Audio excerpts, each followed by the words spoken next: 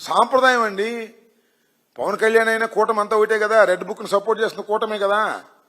ఒక సాంప్రదాయాన్ని రాజకీయాల్లోకి తీసుకొచ్చిన తర్వాత ఆ సాంప్రదాయం తర్వాత వాడు మొయ్యాలంటాడు. అది వచ్చిన ప్రాబ్లం అది.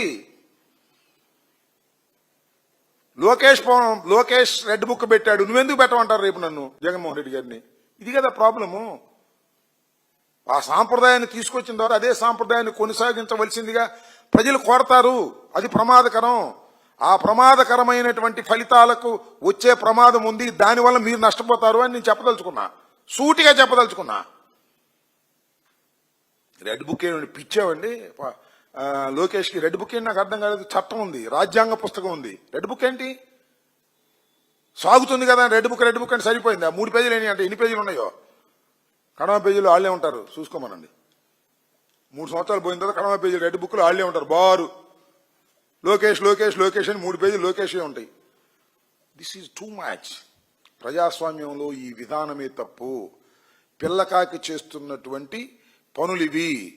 ఉండేలు దెబ్బ పడుతుంది సమాజంలో రాను రాను రోజుల్లో, గుర్తుపెట్టుకోమని చెప్పదలుచుకున్నాను.